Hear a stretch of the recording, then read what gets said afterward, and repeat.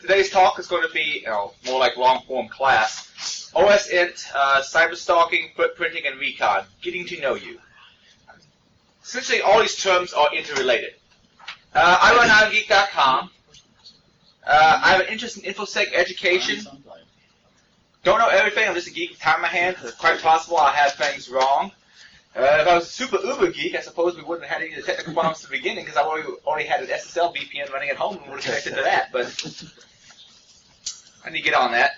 I'm also a regular on the ISD podcast. Hope y'all get a chance to check it out 5 times a week. I'm usually only on Thursdays, but hopefully it's worth checking out for y'all. And my presentations vary. Sometimes I go very professional, so it'd be like this. And sometimes it's a little bit more like that. This particular presentation will probably be a little bit more like the second. Yes. All right, class structure. The video camera won't work. Yeah. That's no good for. Yeah, the video camera won't work. Oh, but yeah. What was that going for? do we have something in the middle? That's kind of the middle.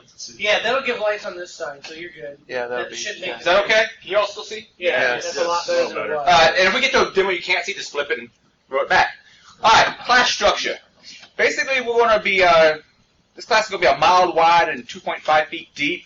I'm not going to go, there's a lot of information you can pull up on Network Recon that we're not going to be covering. There's tons of different ways of finding information on organizations and people, which we're not going to be covering. But hopefully this will get a couple of thoughts in your head and help you with the right thinking models to be able to find the docs you want to find. Feel free to ask questions at any time during class. I think we have this room until Greg feels like leaving, so Basically. we're good to go there. Hope there'll be a lot of long breaks so people can play around with the tech. Though some of the rules here, if you have a phone you can connect out on, you probably have better luck doing some of the using some of the tools to carry down your own connection than here. Or go ahead and remote into a box you have someplace else to be able to run the tools. And Andrew, just a comment on that. I'm going to check out the public library. They have really nice meeting areas. I'm going to make sure that their open network is truly open. So if we do something like this again, we'll probably do it at the library. So you will definitely have to bring your own laptop, unfortunately. But that allows you to get things going yes, exactly I the was way you able to do. in-map the crap out of stuff from there. So I think they're open. And I'm going to try not to drop anyone's docs who hasn't volunteered to have their docs dropped. But we'll see what happens. All right. So what all info is out there? First of all, the topic we'll be covering here today goes by many different names, and each one has subtle variances on the exact meaning. Open source intelligence would be one. Scoping, so that sometimes also means what you're allowed to attack and what you're not allowed to attack. Footprinting, discovery, recon, or my favorite personal term is cyberstalking. For a very short time, I was on the top of the Google listings when people did a search for how to cyberstalk. And I was quite proud of that, but I wasn't quite sure how to put that on a resume.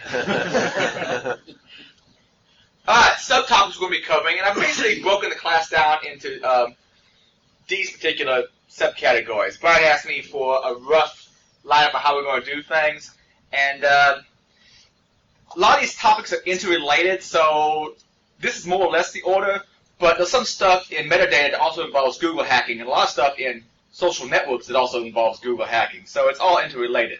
But we're going to first of all start off with a little bit of simple network reconnaissance using DNS, Whois, and various domain tools. We're going to be finding some general information about an organization via the web. We're going to move on to anti-social networks, Google hacking, metadata, and then finally some other odds and ends, stuff that just didn't fit in any other particular category. Okay, so why would someone be interested in these topics? Well, first of all, as a precursor to attack, of course, if someone is deviant attacker types, I hate to use the term hacker because it's a loaded term, it means different things to different people. I prefer the term deviant computing user. But someone like that might be interested in what network is out there, who owns it, people who work there. And knowing who works there and knowing something about the infrastructure allows you to do social engineering a lot more efficiently. For instance, if you know what types of routers they use, or what kind of web server they're using, or names of people at the company, that's going to greatly help convince people whenever you try to do social engineering on that particular target. Also, if you're interested in finding disgruntled employees at your place of business, social networking sites is an awesome way to do that. Sometimes you need to find out usernames before a pen test. There's all sorts of information you can find out online and do enumeration for what users are at a particular company or organization. Sometimes, without really sending any deviant traffic at all, you can find web vulnerabilities out there. Find out information about the internal infrastructure. At one time, and I'm going to be covering this a little bit later in the class, I was going to interview at a place, and I wanted to find out what they had running. Well, I started doing reverse DNS on the entire IP space, and I found a box that was called Barracuda.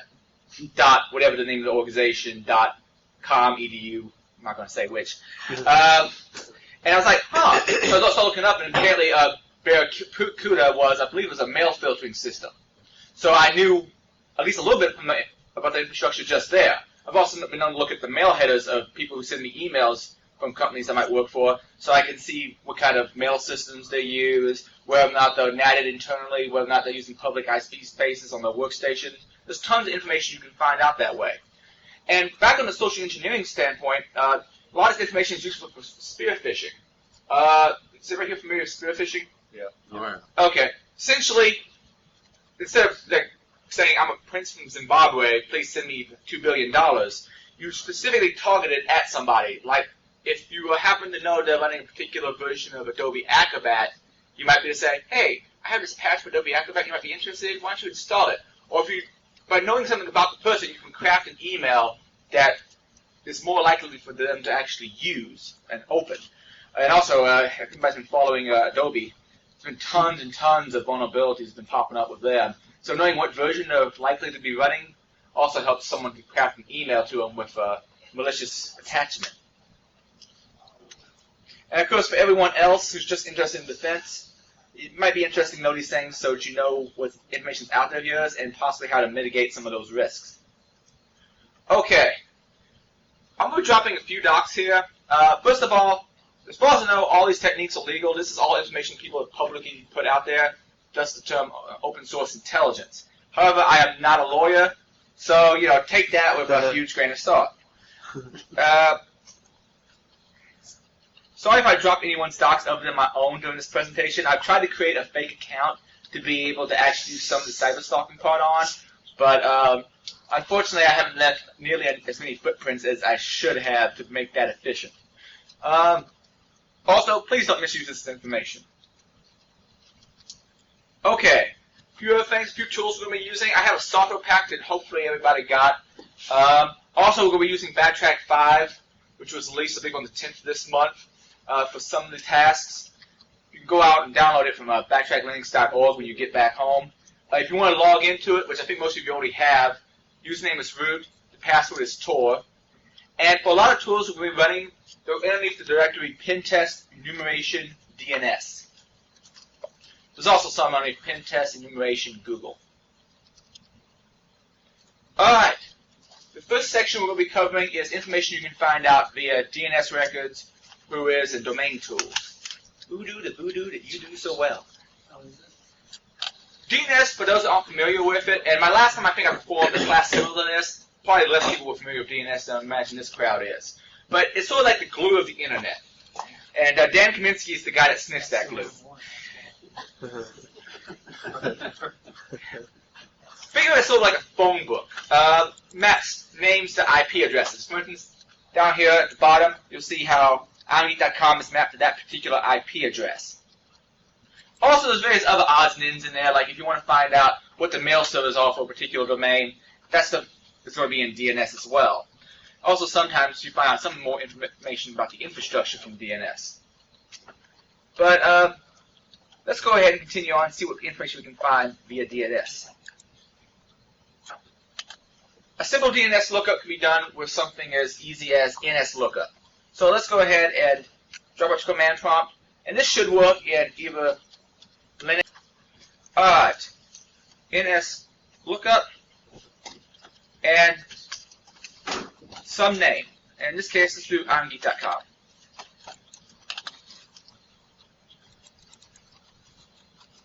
Fairly simple. Found the IP address. Sometimes you might get multiple IP addresses returned, some kind of load balance system. And we just go the exact opposite direction as well.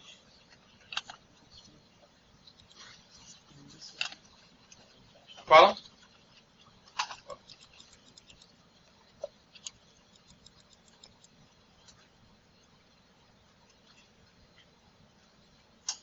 And it maps back, and it also gives us the more canonical name for that particular server, Apache2 Linus Rapids DreamHost.com.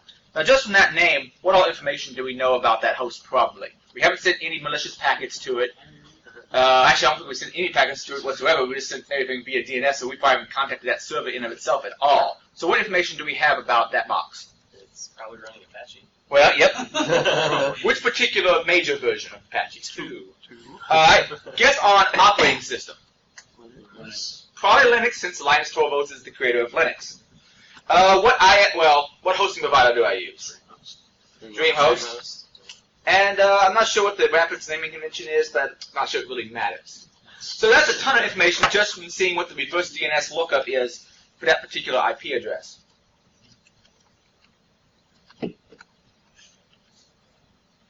Next up.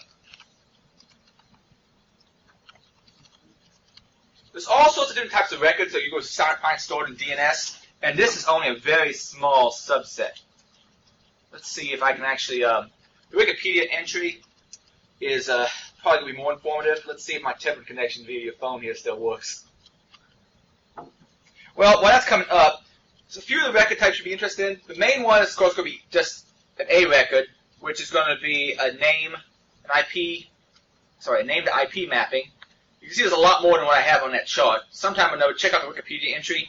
A lot of these are not really used as often, but some of the main ones you'd be interested in is, of course, the A record, which maps the name to the IP address. A quadruple A record, which is the IP6 address, if there is one. And, of course, why is that 4 A's instead of 1 A? 4 times the number of bits that you would use in the address. MX, which is one of the mail servers. You go back an MX record for a domain. That's going to be one of the mail servers you should be able to use to be able to contact someone at that domain. The Cname is the canonical name. It's sort of let's say you want to map IronGeek.com and a bunch of other virtually hosted sites all to one IP address. Well, you don't want to have to go through and manage every single one and change every single IP address on everything in the table. So what they do is they point IronGeek.com to a canonical name. For instance, let's say that Apache2 Linus box I mentioned before. That way, they don't have to change the record for that Linus box's IP address, and IronGeek might point to that particular name. Now, I'm not sure that's actually where we have it set, but that's what one of the things canonical names is used for. Just makes management a lot easier. A pointer record is basically a reverse record where you can look up the IP address and find out its canonical host name.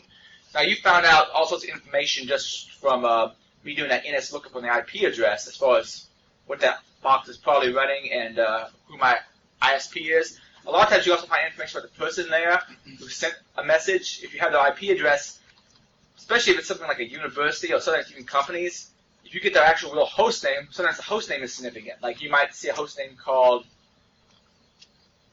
adrian.irongeek.com. And you might think that's my workstation. Universities are usually notoriously bad for this as far as being able to find out whose workstation was that contacted you, but just doing reverse DNS lookup. And there's also AXFR, which is for doing a full zone transfer. I'm going to be covering doing a zone transfer here in a second. I'm not sure exactly how that mnemonic is formed, but essentially what a zone transfer is you go up to the DNS server and say, hey, everybody you know about for this particular grouping, send all that information to me so that you have a huge mapping of IPs to names, because some of those might actually be significant and give you an idea of who to go after.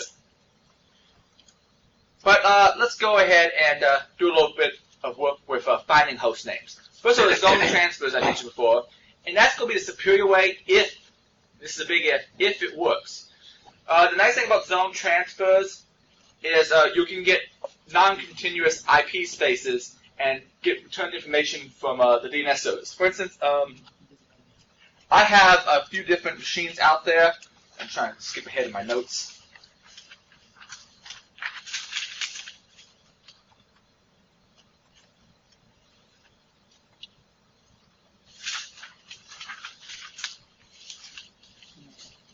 There we go.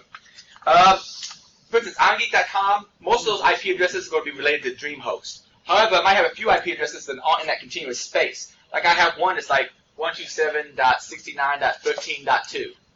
Feel free to attack that one anytime you wish. But I have non-continuous IP space that something like using Nmap to scan through a list of IP addresses won't find those host names. But if I can do a zone transfer, I can get that information. There's also brute forcing from a dictionary. There's various tools out there, like Fierce, where you can throw a dictionary list of words at it, and it will try, let's see, aardvark.irongeek.com, abyssinian.irongeek.com, and keep on going to zebra.irongeek.com, depending on how big your word list is. The final thing I want to show there is an Nmap scan via reverse DNS on a series of IP addresses. But first, let's do a little digging. And I'm going to sit down for a bit because leaning over like this is hurting my back. Would you go ahead and turn that down some for me? That'll work. Thank you. Alright, so let's use the dig tool, and for that, we'll go ahead and switch over to Backtrack.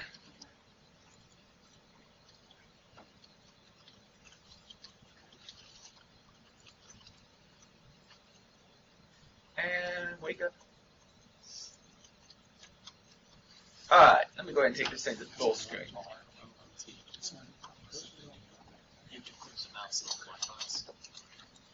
I'm trying to get one mouse back though.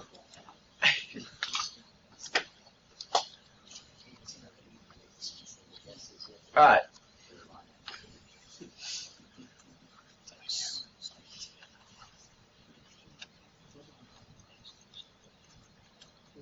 Root and Tor should log us in. And then I'm going to go ahead and type in start X just so that we have an easier time getting around, and all the stuff with the VMware extensions should start working.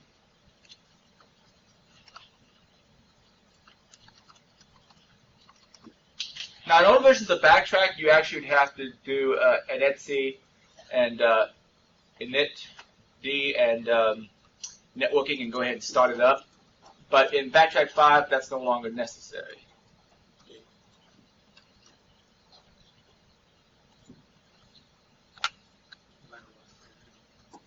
All right, if anybody gets locked inside of the window and can't actually go and see the login prompt, just hit Control-Alt, and that should get you back out to where you can move around your window. I'm going to make this thing full screen, and hopefully eventually Backtrack comes up. Adrian, what was the, I didn't get the full URL before you dropped off the screen. It was dig@ns1.dream. That's all I could see. DreamHost? Yeah, something you have on the screen. I couldn't see it. Oh, I'll be typing it up here in a second. Oh, okay. All right. But let's go ahead and use dig. Dns Lookup is supposedly depreciated, so let's use Dns Lookup instead. Now this thing should hopefully allow me to resize it once it finally gets its act together. There we go. It's a dual-core atom processor, but it may not be quite up to snuff of all the other stuff I have running on this box right now. All right. Let's do a dig. IronGeek.com. Can you guys see the screen okay? Can you all see it? On this side. On this side. Oh, I also put It's hard to see. shift there by accident. Go ahead and turn that light off then. There's a lot of glare off the back here. That's right there. I'm not that pretty. The camera doesn't need to see me. It just needs to pick up sound. All right. Let's do a dig on IronGeek.com. You still good? Actually, kind of. We may not be able to. Yeah, a lot of stuff you just simply may not be able to do because of the filters. But let's see what information we pull up from IronGeek.com by doing a dig on it.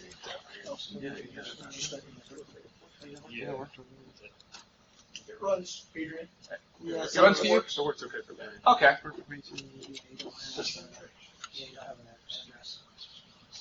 Now, if I recall right, dig stands for like Domain Internet Groper. I may have one of those words wrong. But we found some information in here, IP address mapping, but that's not necessarily all that significant. There's extra information I was hoping to see in here. Let's go ahead and do it. Dig IronGeek any to find more records than just the A record. Alright, now we got a lot more information. Y'all have an okay time reading that?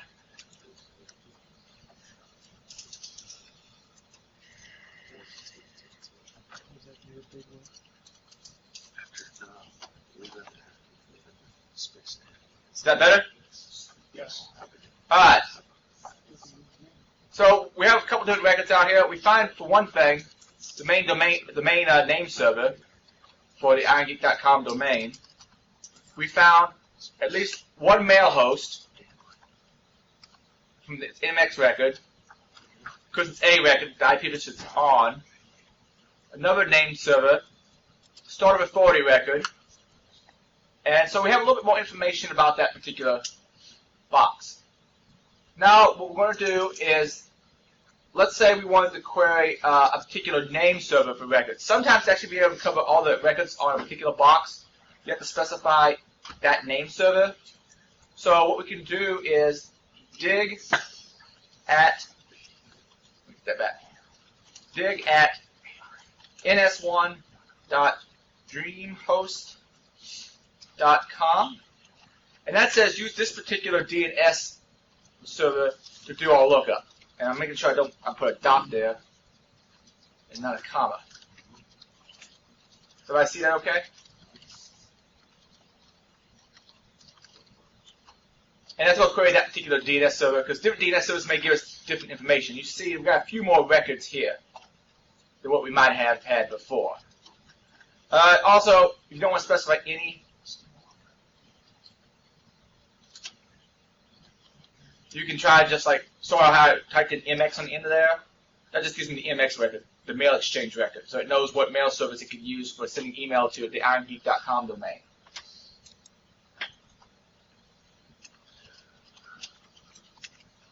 Any questions so far? Okay. Then we'll move on. I got a comment, Adrian. One of the things you might want to show them is how to change your NS server that you're using to query in the event that you want to check to see whether the records are the same. Oh yeah, they won't necessarily be the same. Right. Because typically you're using the NS server that you're set up with your DHCP client, which you may want to change to a different server. That's what that at part there is. Oh yeah, right. Sorry. So you have a different one you want to make a query on? Yeah. I just meant to show them that you can do it on different. Yeah, I'm sorry. Yeah, that's what that at part is about. Essentially, you want to query a different domain server. Different DNS server. You can use that at and query that particular one because different names may be reported back. Like some people might have internal names representing like who actually owns the box, but external names would be something more generic for security reasons. And the other thing is DNS changes may not have propagated. You may see different records sometimes. Yeah, if you change the IP address, or if somebody screwed up the tables. Yeah, if your IP is changed, it takes a while for things to propagate, and this might be able to tell you at what point it actually is, what name service it is working on, which one it's not, by using that at symbol. In this case, I'm just specifying name server 1 dreamhost.com. Thanks. No problem. Alright, next we're going to talk about doing zone transfers. Basically, getting a big dump of host names to IP addresses. Now, zone transfers are out there so that multiple DNS servers can like synchronize information. However, they're also a bit of a security problem, and it used to be that a lot of places you could do zone transfers from. As of recently, it's been harder and harder to find one that actually will work. Now, if you want to actually do this in Windows without downloading any extra tools, you can go ahead and just use NS Lookup. And here you see an example of me doing it. By the way, based on this slide alone, and we're going to be talking about this more later on in looking at documents and some metadata, what can you tell about this particular box I was probably running this on? Well, for one thing, it's probably definitely pre-Vista. Yeah. Based solely on that little path there. But you can use NS Lookup, and everything in yellow is stuff I had to type in. So I set the type to be NS, name server, irongeek.com, found this out. Then I told it, all right, this is the particular server I want to use, ns1.dreamhost.com. Then I did an ls.irongeek.com, and it couldn't actually list it. It refused it. DreamHost configured this right, and you can't do a zone transfer that particular way. However, there is other ways of doing it, which we'll get to here in a second. This particular, I believe this is a university in Belgium, does seem to allow you to just do this kind of query. So we'll go ahead and bring it up. And I'm going to tab over. Actually, no, I'm going to go open up this one. And let's go ahead and back up. And we're going to use dig on this box. Oh, sorry, this domain, and see if we can find information that's useful. So, first off, we're going to dig out UGent. I can solidly see my own writing here. VE. Can you turn on the lights for this a little bit? Is there no like adjustment up and down? Oh. 1 and 0. All right. Let's look up dig that particular domain, and we want to find a name server on it because we want to query the name server directly. Okay, we got a whole list here, but one of them would be DNS UGent BE. So what we can do next is we'll query just that specific one. So at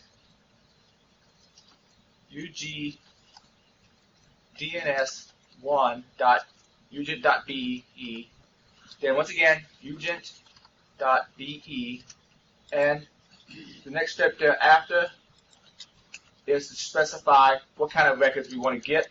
And remember that mnemonic I mentioned before, A, X, F, R? We're going to use that. And assuming I didn't type anything else in wrong, we'll go ahead and hit enter. And now, probably somewhere in that list, you might find some IP addresses that are not continuous.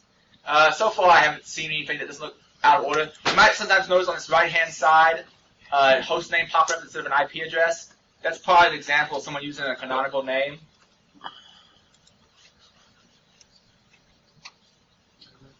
But I'll go ahead and hit Control-C, because that's just going to go on and on and on forever. But that's one particular way that you can do zone transfer. There's a few other tools, however, you can also use. Let's go ahead and CD into pentest, but I'm using tab for completion for those that aren't familiar with Linux, at least this particular shell. Pentest, enumeration, and DNS. Now let's look at some of the tools that are in there. Was not able to go out? You all probably won't be able to connect because for doing zone transfers, this is probably something I should cover. DNS, port 53, no problem for UDP. A lot of people leave that out. But for doing zone transfers, you're technically supposed to be doing that over 53 TCP. And my guess is that's probably filtered while some of the earlier dig tools did work though, right? Yes. More than likely because for zone transfer, you need to be able to do TCP. That's probably going to be the issue. Did you have a comment or question, Brian? But first tool I want to show off, another tool for doing zone transfers and finding out information. Let's use Dns Recon. So once we're in this directory, we just change directory into Dns Recon. For those not familiar with Linux, we got to use a // to make sure it says in this particular path, execute this. DNS Recon. And do you need the lights back on? No. You good? Okay. No, it's just down the bottom. It's going to be tight clear. I'll back up in my help. All right, let me see if I can. Actually, resizing it might be easy because I won't continually be going off the screen. All right. DNS Recon PY. This is a little Python script. You can go in there and edit it, look around, modify it to your heart's content. We'll tell it domain, ugent.be,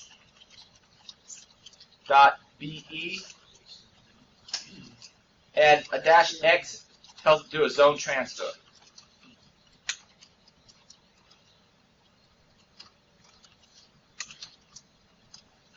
Trying. Doing some stuff. And hopefully eventually it makes that connection out. How do you get Backtrack out of the GUI back to the command line?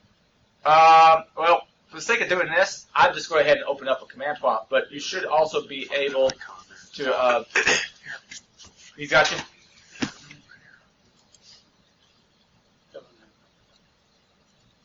I don't see You can click right here, this little man guy. click this little man guy and then be able to log out. That should work.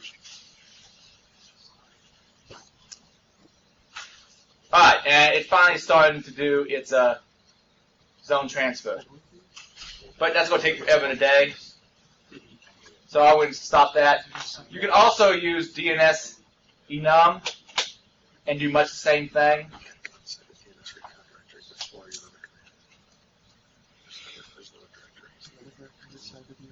Those change directory to DNS enum.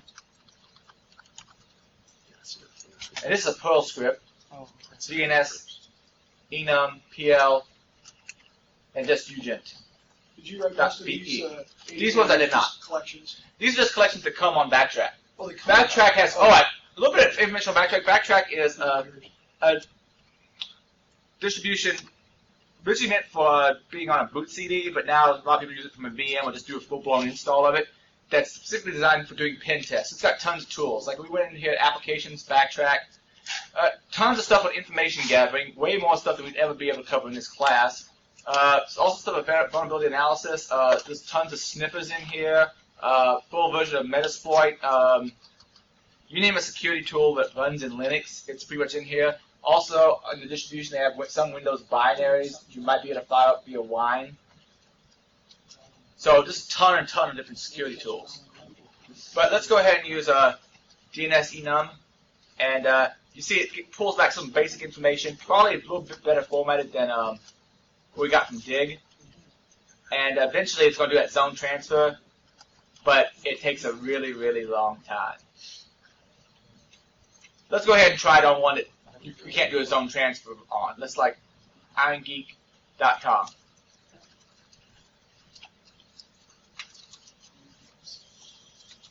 Basically the same information we're pulling up before with other tools, possibly a little bit better formatted. By the way, for any of those people who want to collect information and store it for later, I probably should go ahead and just show this. I'm going to pipe this in and use output.txt.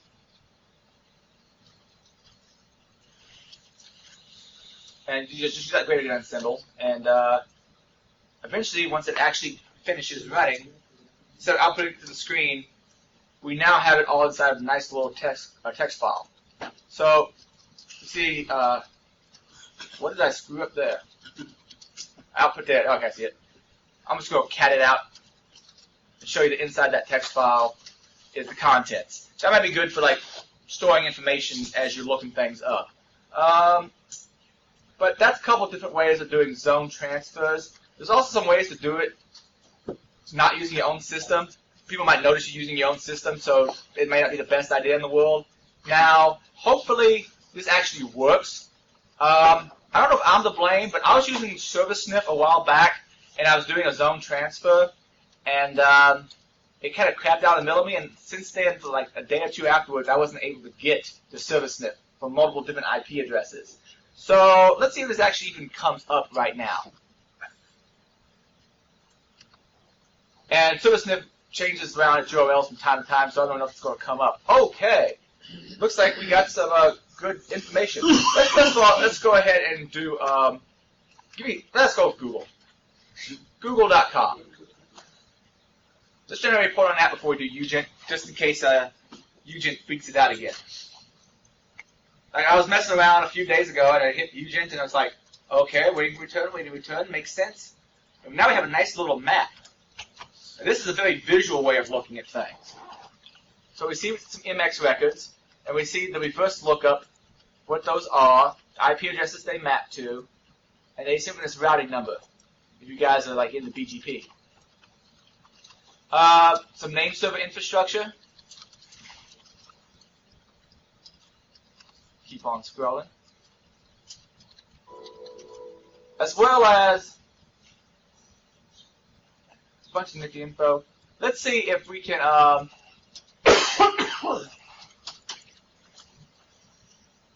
looking to see what I want in here.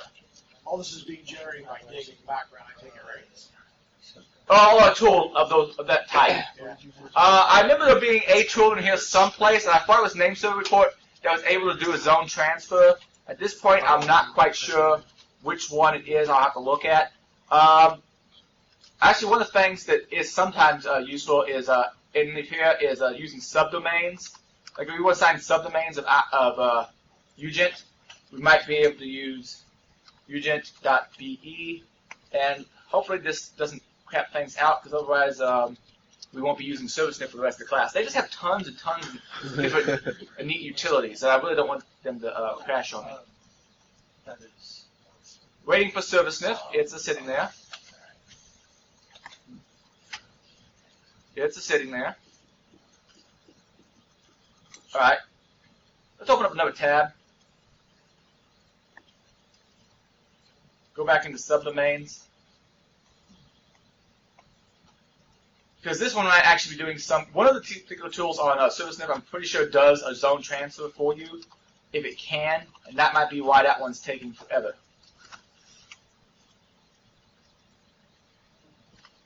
Waiting for ServiceNet. Okay, guys. Note to self and everyone else: don't try to do Dns Lookup on UGent from ServiceNet. I'm actually going to kill that one, and hopefully it will eventually stop, and we may come back to ServiceNet later in the class, possibly. And the main page has a note that the site was hacked and Trojanized, and they're currently working to get all functionality back. All right. Well, my main point is go check out that site at some point in time, because it has a bunch of nifty tools, and instead we'll probably be using RobTex. Let me switch back to PowerPoint. And if you want to do some work with Dig, there's a GUI version of Dig for Windows if you want to play around with it. I'm sure you can find a binary that's compiled for Windows as well. It may be some kind of SIGWIN binary, but good enough. There's a few other things you can do. For instance, you can also brute force a whole bunch of domain names, and we're going to try that here in a second. Oh, there is one other name I want to show you while I'm sitting here thinking about it. Let's do an NS lookup on hackme. I think it's hackme1.igeek.com. This is what I was talking about non-continuous IP space. You notice how this is a 69.163? Well, hackme.1, its IP address is 127.13.43.22. Now, what's significant about that particular IP address? In the loopback? It's in the loopback. 127 anything is loopback. A while back, as I think maybe an April Fool's joke thing, I'm putting up my own service y'all can hack on. Go ahead and hack on hackme1.irongeek.com. And I'm thinking the person must have been trolling me back, because someone said that, "Are you sure you want me to do this?" And it's like, I was like, "Yeah, sure, go for it." He said, "Well, this should be easy. You're running the exact same OS I am." Because he did like a nmap of it, and it came back the same host that he's running. Well, there's a good reason for that. And so next thing I know, I get a report back, "Should I make this a legal matter? You've hacked me back, and you said you wouldn't do that." And he freaked out. So it was such a perfect scenario, I'm halfway thinking that the guy had to have been kidding. But like I said, if you want to fire attacks at hackme1.igeek.com, but if I was able to do a zone transfer on igeek.com, that would have came back. But some of the tools I'm about to show, it wouldn't necessarily have come for. But let's show off Fierce. Is that from your provider, or is that a different thing you can install? Well, basically, on DreamHost, I control my name server, so Okay. I have my GoDaddy pointing to DreamHost's name servers, and in DreamHost's name servers, I can configure anything for the irongeek.com domain name. So those particular ones, I just mapped. Like, I think there's also like a DOSme.irongeek.com as well. Okay. I just configured them to map to 127 numbers. Because I'm a very mean-spirited individual. Alright, I'm going to change directory up a folder. So I can get my VM to respond correctly.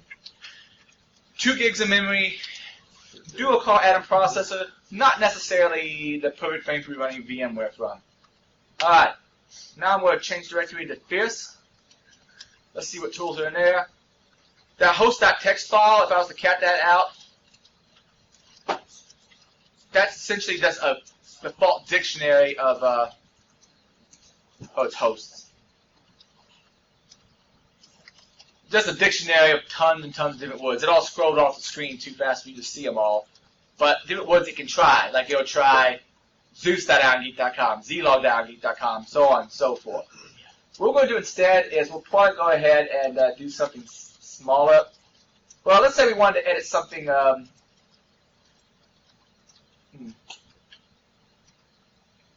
Let's use fierce and do a fierce-DNS ongeek.com and actually I might have stopped that. Sorry about this. I'm gonna back up. We're gonna edit a file. And I'm lame, so I'm just gonna use edit nano and I'm going to open up dick.txt. You all have dirty minds. Some of you, he's got it right. Alright, and let's try, well, we know hack me 1 is there. Let's also try me, mo, my, test, and SQL. Basically, make my own dictionary because otherwise it might take too long to run through the other dictionary of words. And let's go ahead, exit, say yes for save, and I'm just making a simple dictionary to make life easier. Alright, I'm going to go back and use fierce. This is the problem with all live demos. Things fall to hell sometimes. And you forget, oh, that's that one particular little task I had to do. DNS, ongeek.com, and dash word list, and dick.text. Wrong one. And hopefully, just using the default threading, it pulls up some basic information, and then at the end it should try looking through for those particular names. Now performing 7 tests. And you see, it's kind of taking a while. It found a hackme1.ongeek.com, and it found the SQL, but notice it didn't find anything in the middle. And what people might do is they'll have a dictionary of common names. Like I mentioned Barracuda before. SQL, Win90, Windows 2008. I was about to say Win98. I hope you're not running a server with Win98 online, though. Strange enough, we were having a hacker contest at the local ISSA, and like I think the Windows 98 box was the one that was like never popped. What? Well, no services. And they didn't have local physical access to it, so. But you see, it found a few entries. Let's actually go ahead for, as the term goes, shits and giggles. We're not going to specify a word list, so it's going to use the default word list. That's going to take forever. So luckily, and let's do this phone's, whoever this phone's going through its DNS provider doesn't, shit bricks when we do this. See, this is part of the reason I'm not a professional teacher. Alright, we're going to throw Fred's 100, though I think I entertain the students a lot. Alright, we're going to say Fred's 100, and notice I didn't specify word list that time, but it should return results a lot faster. It's doing 1,893 different tests. I guess that's how many words are in that list. Get my caffeine.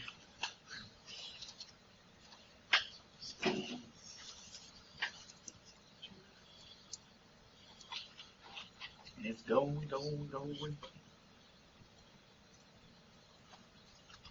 And eventually, it may return some results. However, there's no sense in us just sitting here watching this screen. We can always come back to it, so we'll find out if it craps out here in a bit. Alright, that's Fierce. Another way of looking up this, and I believe Fierce can also do this functionality, you can look up an IP space and basically get to return the reverse lookup for every single box. Remember how I told you about finding that Barracuda box at the particular place I was interviewing at? The way I found it was I knew that IP space because, well, one, I could look up where the web server was, and they were hosting it locally, as I recall. I could also look in mail headers and done tons of different things, looked for the company online, tons of different ways of finding out the IP space. And essentially, did a reverse map on every single thing. It's a list scan in Nmap. And one of them happened to be called Barracuda. So let's go ahead and use the Nmap list scan to be able to find some info. And hopefully by now, we actually, apparently there's a mail ongeek.com, SQL ongeek.com, FTP, www obviously, MySQL. Oh, and notice how in this particular case, this also gives us ones that aren't in the same IP space, because webmail, as you notice, is not in the same continuous IP space as what's above it. Though, really, a zone transfer will be better, because this one's relying on us brute forcing the names, or more correctly, we're doing a dictionary attack on possible names. Does that all make sense? Alright, I'm going to change directory all the way back to root, basically just so I have more space to type stuff and have it be fairly visible. Can anybody still see the bottom of the screen? Alright, we're going to use nmap, lowercase s, uppercase L for a list scan, and we're going to go through a certain IP space. Now, for this demo, I'm set up using 192.0.32.1 through 10. And there's different ways you can specify how to do these lookups. I can also put an asterisk. Look up the syntax for specifying targets in nmap. There's tons of different options. In this case, I just want to go through 1 through 10 of this particular ISP space. So every IP address that starts with 192.0.32, 1 through 10. And essentially it's just doing a reverse lookup on every last one of them. Now, I originally got this IP space because I was looking up example.com. But you see the reverse DNS for all of those. Does anybody have an IP space they're willing for me to take a look at? I don't know off the top of my head. Well, let's go back up here to DreamHost. And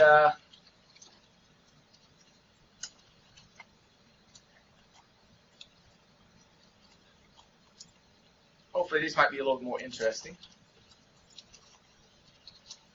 This IP space, let's look for all the hosts in that range.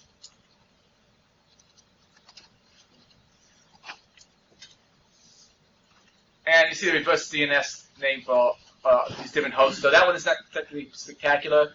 But take it on faith that if you do this for like a company's IP space, you might find some interesting names that tell you something about the machine. Just like earlier we saw that Apache 2-Linus told us something about that particular machine. But that's doing a list scan with nmap.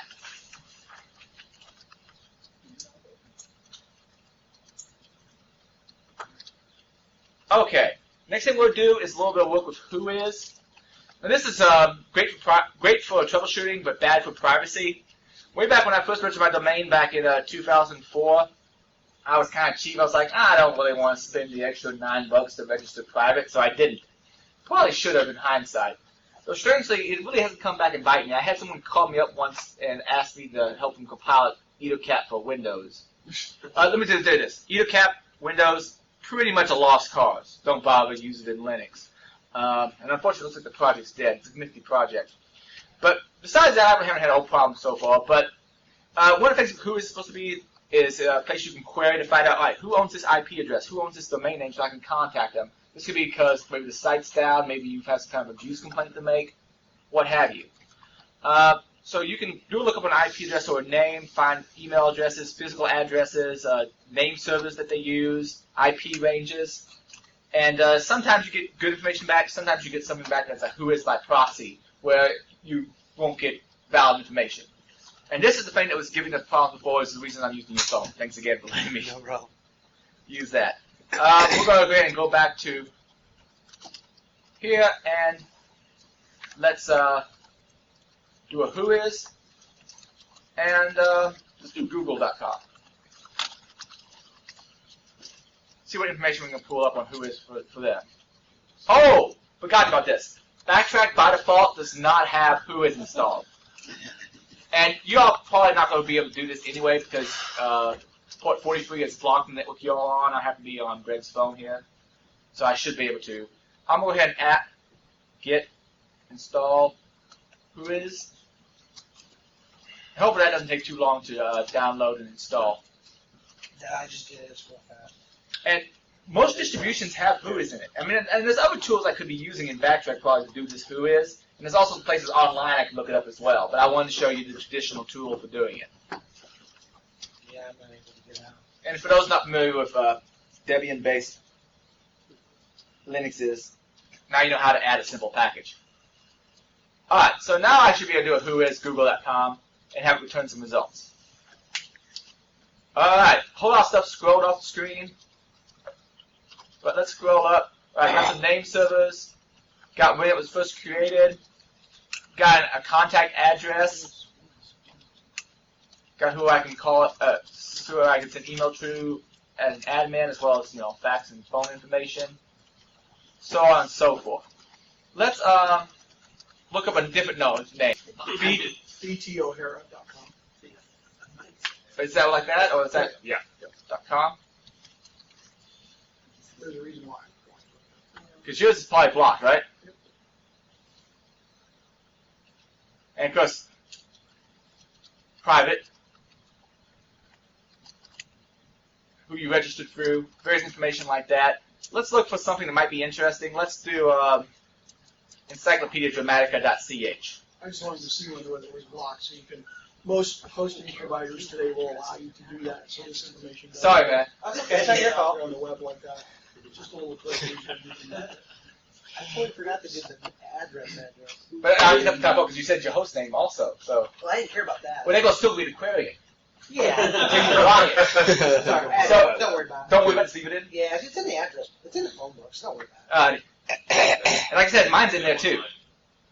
Encyclopedia Grammatica.ch. This is the one you actually go look at the page. Not workstation, you may not want to go there.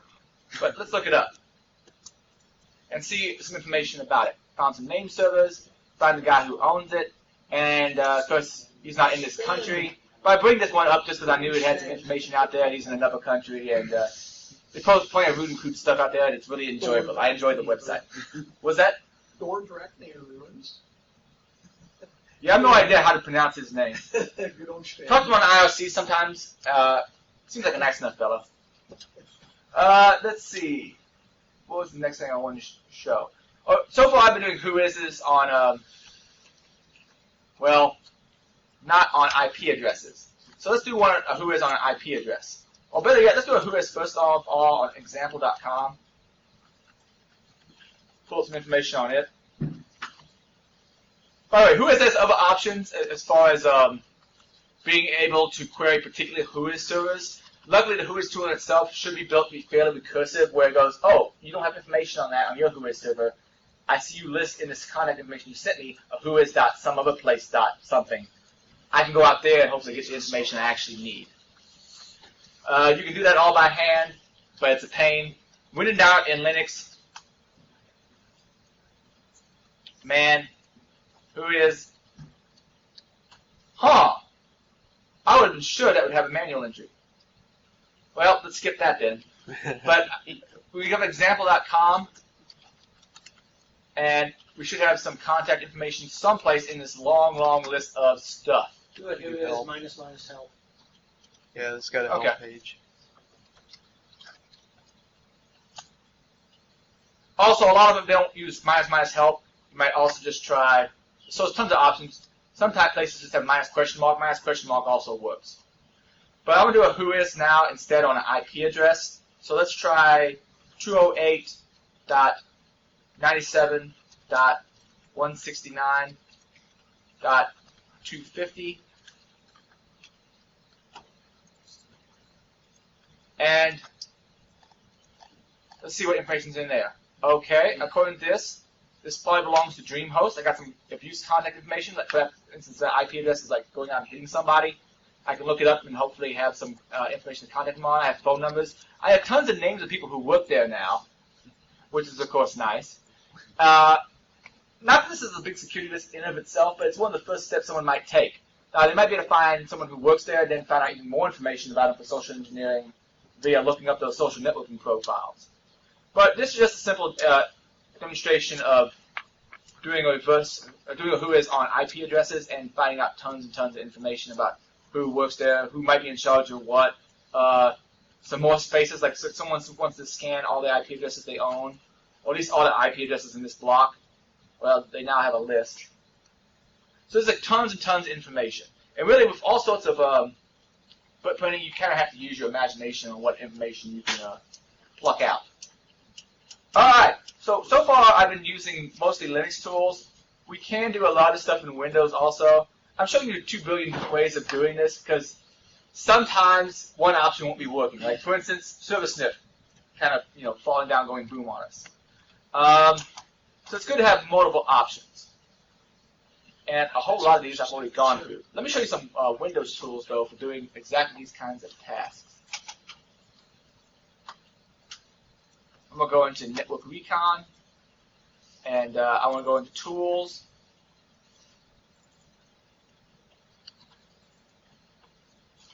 And underneath DNS tools, you see I have dig files. There's a Windows version of dig inside of it if you really want to try it. I'm not sure if it's the most current or not.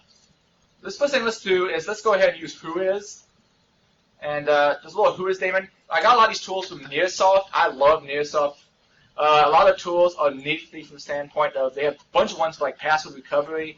If you want to find out what your wireless keys are on a Windows box, run their tool, plug them straight out of the registry, unobfuscate them, shows them to you. If you want dump to a comma separated file or a CSV instead, comma separated, no problem. A lot of times you also have command line switches for like this remote registry, some other machine, go out and contact it, dump its passwords. But he also makes, besides like password dumping utilities, he does other stuff like system utilities, cleaning utilities. Nearsoft has tons and tons of nifty utilities. But I'm going to do a Whois, on this case, on a few different boxes, or a few different domains, like google.com, encyclopedia,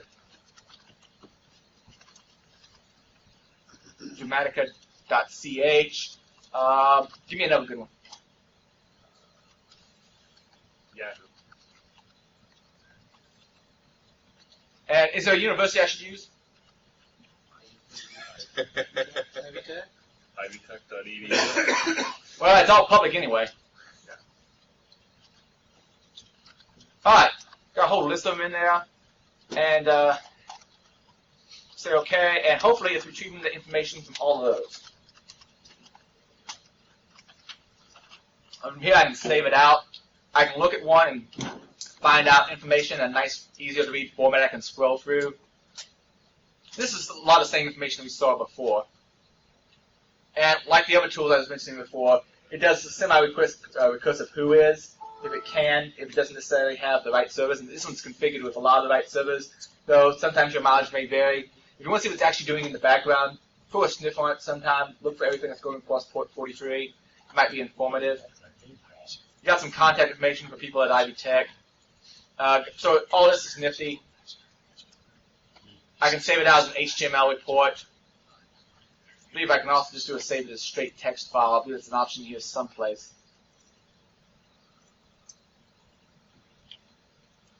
So if I want to do that, and basically it'd be the same output you see here. So it's all nice and nifty.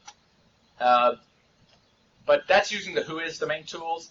Let's go ahead and back up a second, and some of the other tools you might be interested in. DNS Data View. Let me look up irongeek.com/dot.org. What's another good one?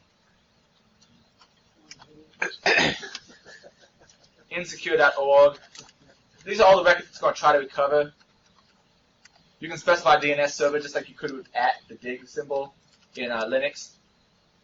Say OK, and hopefully we'll get a nice output version.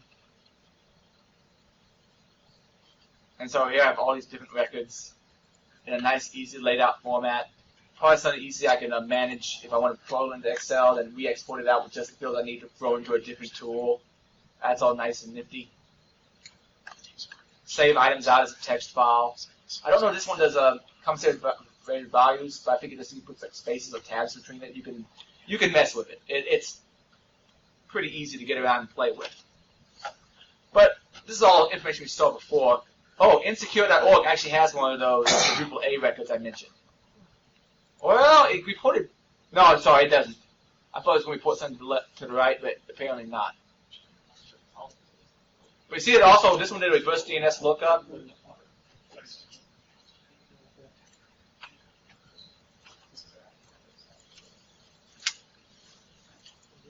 You see the mail is probably externally hosted on Titan.net.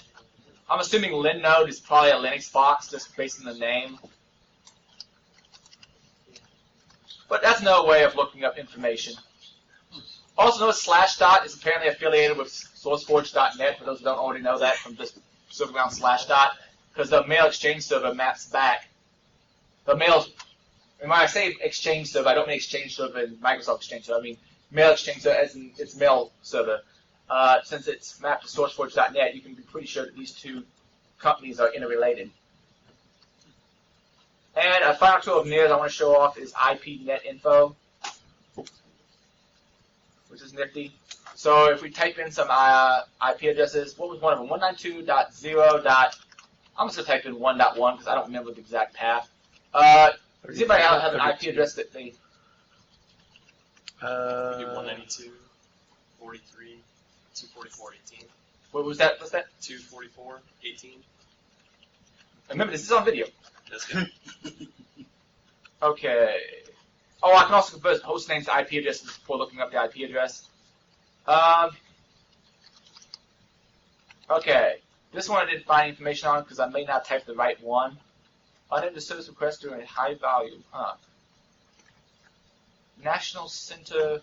It's an NTP server. Okay. Atmospheric research. So I found information about that one, who owns that particular IP address, contact information, who you can email. Pretty nifty. So if you're going through your logs and you see some certain IP addresses, all these tools are useful for that.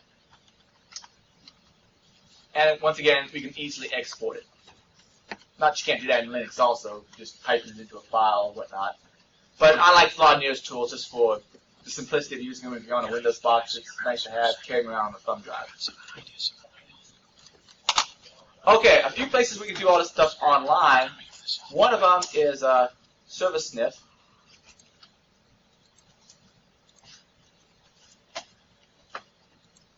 And that's back up. Let's do subdomains. See what come up. Let's do something a little bit less drastic. Let's see if we can find any other subdomains of irongeek.com. Actually, better yet, let's do my dream host.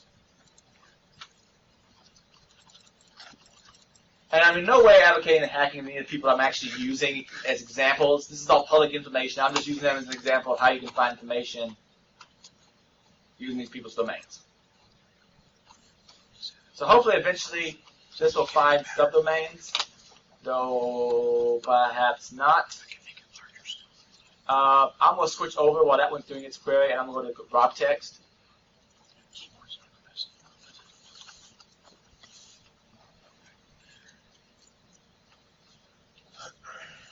And let's go ahead and look up a particular bit of information. Let's go. Who would be good? FBI.gov.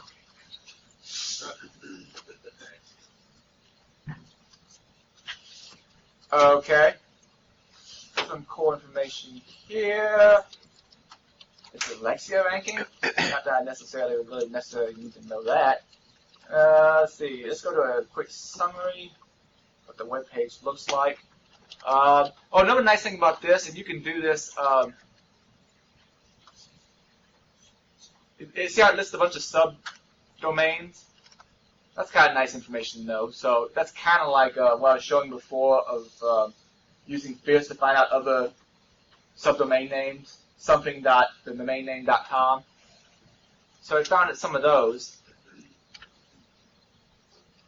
I remember ServerSniff having a really nice functionality for that underneath subdomains, but for some reason it's not working.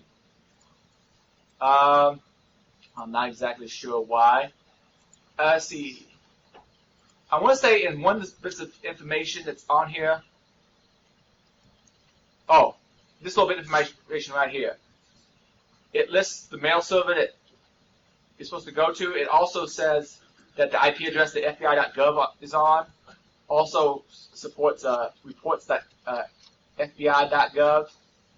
How about, well, I'll bring up irongeek in a second. Let's go to the whois information.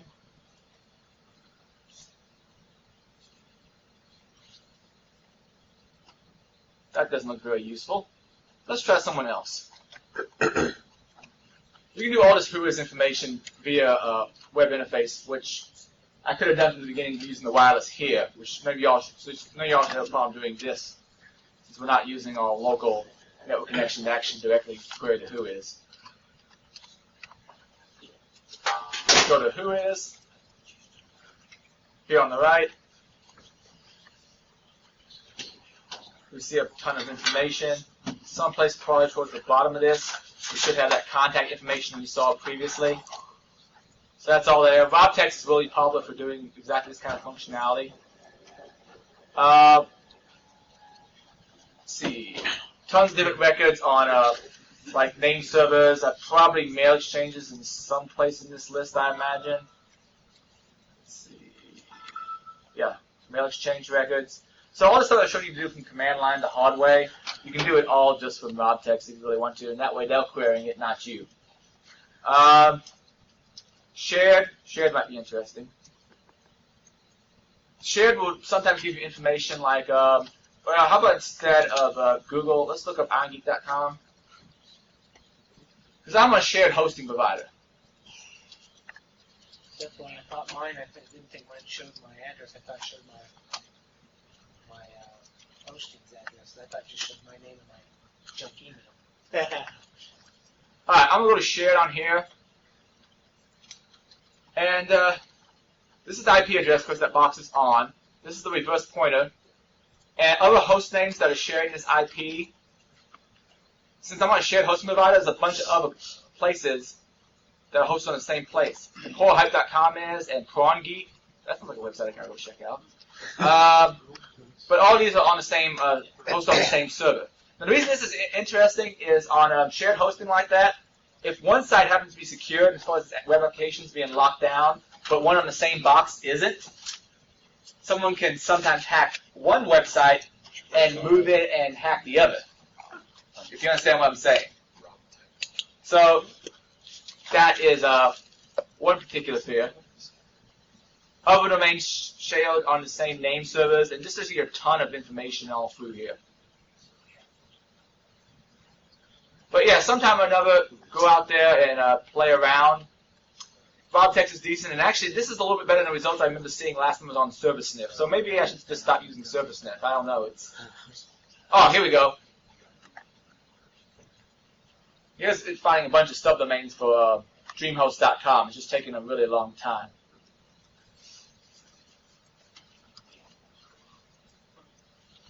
Alright, one other way to do all those subdomains that's something that's interesting. There's one feature that Bing has that Google doesn't that I kind of like. And that is, actually, I don't remember if I can specify host name or not. Let me see. I know I can specify an IP address with this. No, okay, so let me go ahead and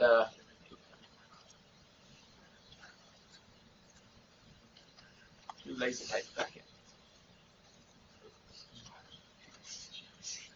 Alright, I'm going to specify IP address. I was hoping it would take irongeek.com and automatically look up the IP address for me. But I type in IP colon, an IP address, and hopefully it will show me other sites that are hosted on there. Which is nifty, and not just from Bing. Now, I'm not sure it's going to give me better information than what Vobtex is or not, but just presenting it as another option that you can use.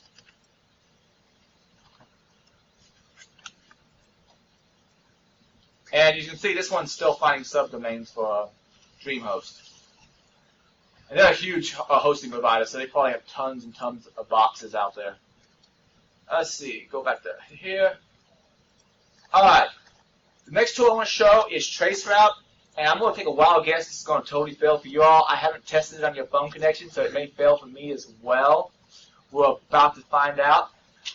Traceroute isn't always the same. I remember reading a book that was, oh great, I'm trying to remember what it's for. It was for the certified ethical hacker test, and amongst other problems I noticed, just reading like one chapter in it, was it didn't specify those different types of Traceroute. It also listed robots.txt as a possible security measure, which I'll get in a second. It does work? Yeah. Alright, let's see what it does for me on the phone connection.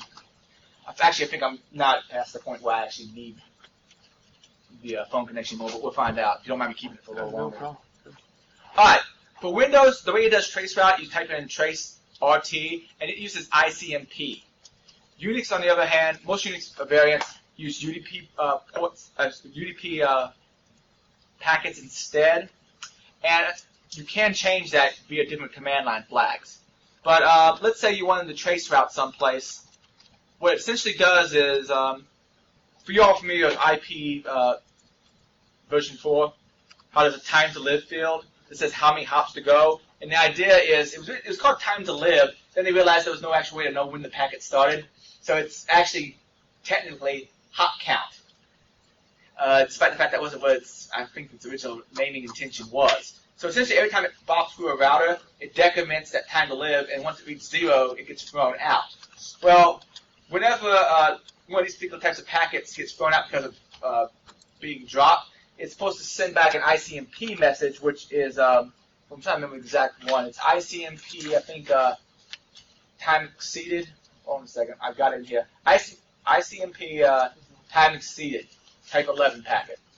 So basically, you traceroute someplace, and what it does the first time, it says, all right, I'm going to make my hop count only be 1.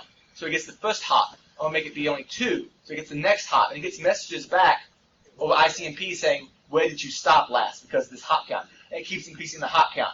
And I think it does other mangling of the packets as well. Like I think they may change port numbers. I'd have to look at the manuals and maybe put a sniff on it to remember the exact differences. But different versions of Traceroute perform slightly different. But the core idea is you keep incrementing that hop count for each extra hop you want to find in your path to someplace. So let's go ahead and drop out to a command prompt and try this out. So let's do trace RT and ongeek.com. This may work. This may not work. We'll find out. Now, if I'm not mistaken, the asterisk means that basically it's not getting back information. So this may not totally fail on me. Let me go ahead and remember, Windows uses ICMP to do its probe. Let's go to a command prompt and do a full trace route in Linux.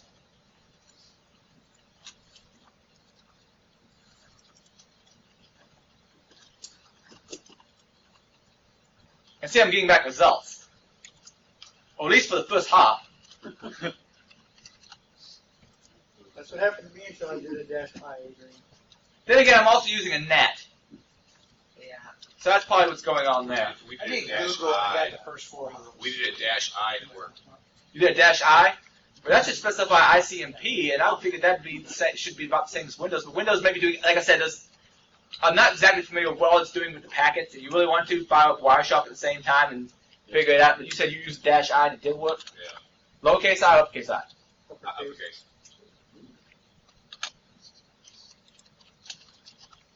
If I'm not mistaken, that should specify use ICMP. Then again, I'm also on this phone, so the phone might actually behave differently. Yeah, it's ICMP. If I just regular Traceroute Google, I got the first 4 hops. No dash anything. On Windows, I got Iron Geek without anything.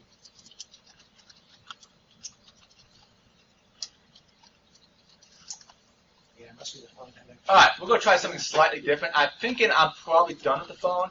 Also, it could be the fact that I have mine. You all have yours in bridged or in natted mode. Yeah. Could be that the carrier's edge router doesn't allow ICMP out. Yeah, but that's saying they're connecting. No, But- I can't. You can. So what I'm going to do is I'm going to stop using the phone at this point because I think I'm at the point where I don't have to use the phone anymore.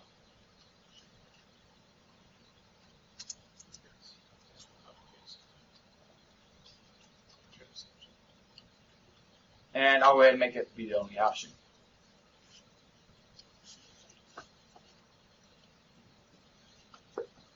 And just in case it freaks out Backtrack, do an etc init.d networking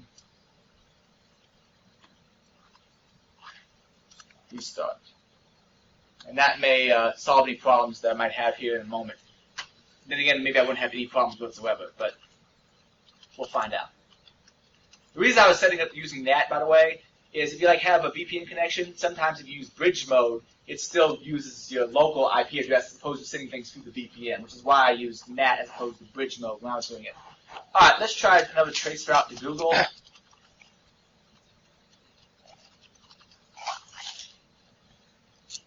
And you can try the dash I after the name instead of before the name.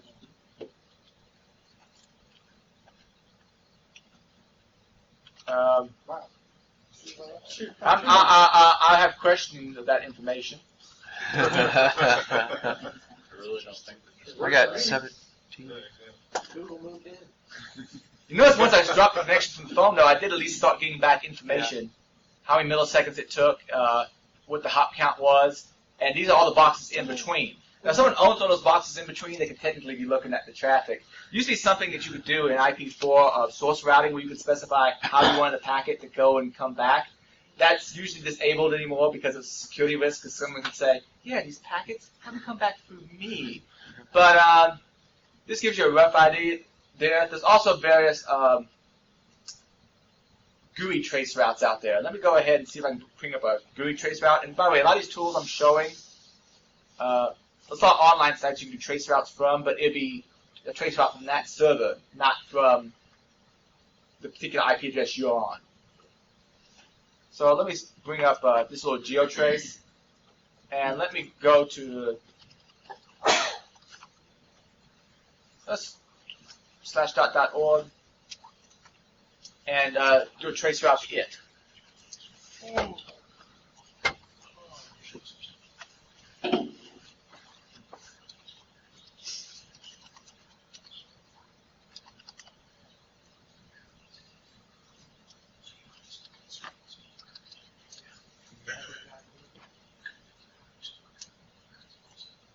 I think it's using Google Maps in the background. I'm not sure whose service it's using. Yeah, Google Maps. And essentially it's mapping out the hops in a nice little visual manner on how this connection is going. And I think this is the first one. I think this is the actual server doing the trace route from to eventually get there. There used to be this cool tool called, I think it was like NeoTrace, that would do the exact same thing. I haven't downloaded it in a while. Probably need to go take a look at it again. But that's a quick example of an online trace route that probably isn't as visually appealing in some way. It's more visually appealing, but may not be directly as useful. Here's like the information close to what you'd see on the command line. All right. In that case, let's see, with this far along, let's go ahead and take a break and be back in like 15 minutes or so, or you play around with the tools, get yourself a bagel, whatever. Hey, Adrian, if I could say a couple things before everybody jumps up. You all ready? Yep. All right.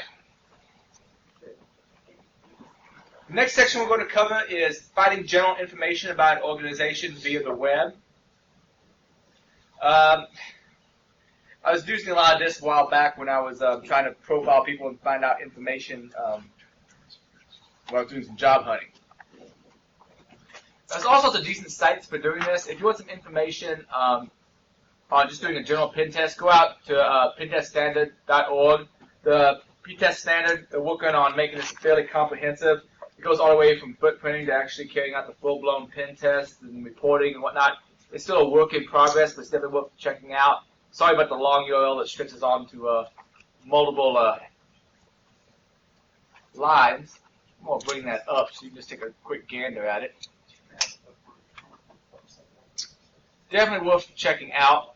But one of the sections it has, if you want to look up information on a company, like if it has like filings it has to make for business reasons with the government.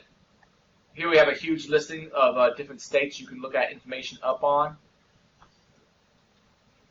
And in general, this is just a good guideline for how a pen test should be done. And it's still a work in progress, but it covers tons of different tools all in one long listing. So, worth checking out. Of course, there's the Wayback Machine. If you want to find out information about a company that they may have removed since, this is a good place to go. I'm actually going to bring up the Wayback Machine a little bit later to show how it can be used. Monster.com, of course, if someone's asking for, yes, we need to hire a MySQL admin, well, obviously that company runs MySQL. Or whatever they're asking for, you have that bit of information at least about the company. Zoom info is pretty nifty as well. Let's, I'll probably drop my own docs if I do this. Let me see. What can I look up? Job title. Adrian Crenshaw. And what was that? I'll just go with me for the time being.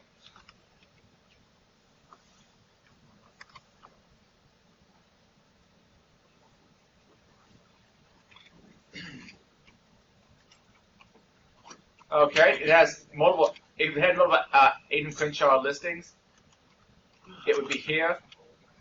But I only have one Adrian Crenshaw listing here. A lot of this information seems to come from LinkedIn, but not all of it. And it lists a few different places I've worked at. Though some of them, the work is basically I've been on that podcast, or in this case, I've done some work for these companies, or been at those places to give presentations. And a ton of information about me as a professional person. Go out to Zoom Info sometime, type in someone else's name. Like I have various pen test buddies, I've ran through it. You'll find some decent info. Let's, well, I'm trying to remember who all, I remember how this.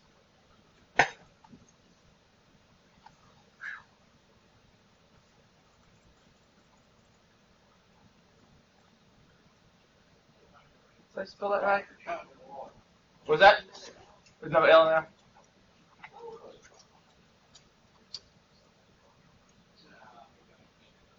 That's not the one I'm looking for. Let's oh.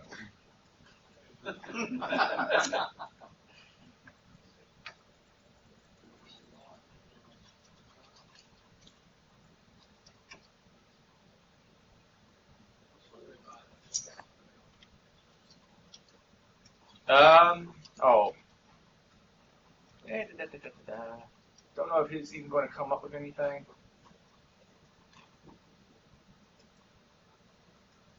Let's look up Chris John Riley, see if there's anything in there.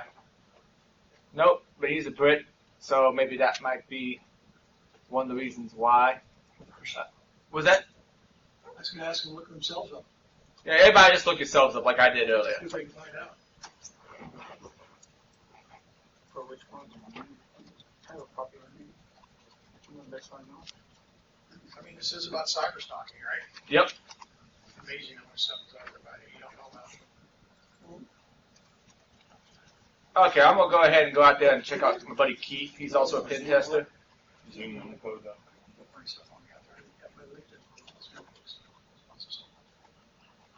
Now, this is incredibly odd. I've actually got some good information on other people from here, so that's one of the reasons I'm bringing it up. But for Chris John Riley and for Keith Chelsea, I'm not finding crap on Zoom Info unless I screwed up something in the search form. Maybe they locked it down. Well, let's try something on a company profile.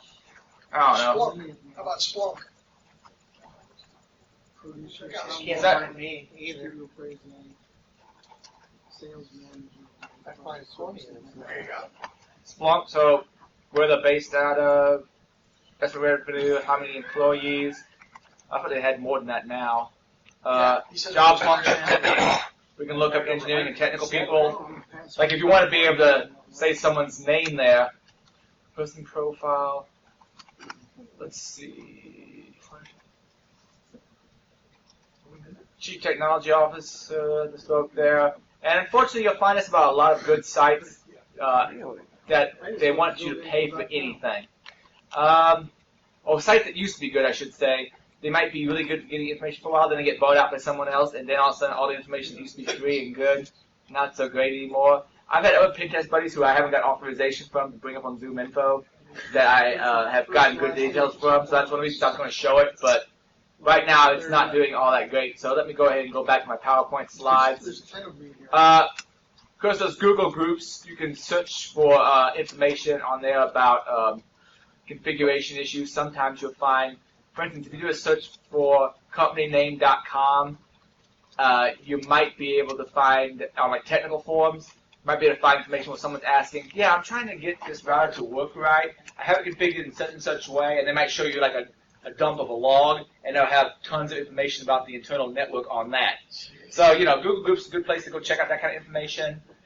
Board Reader, once again, Google Groups, Omega, all these things you can use for like searching forums for information people have posted. Like I might go to Board Reader and type in irongeek.com, find a bunch of people who've been talking about the site. Hopefully if it ever returns results.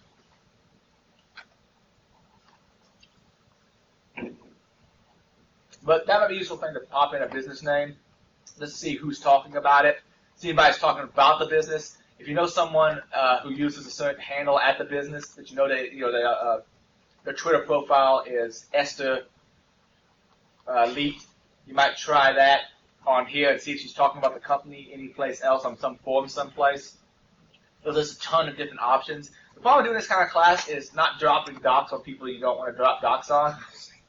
And I type in Esther in here because she's a fake person, which I'll talk about here in a bit. But I'm pretty sure she's not going to come up on any of these. So all these sites are decent for going out and looking up information. Of course, there's also LinkedIn. I was looking up Brian when I got here, so I could recognize him, but he looks a lot different now than he does in his profile pic on LinkedIn.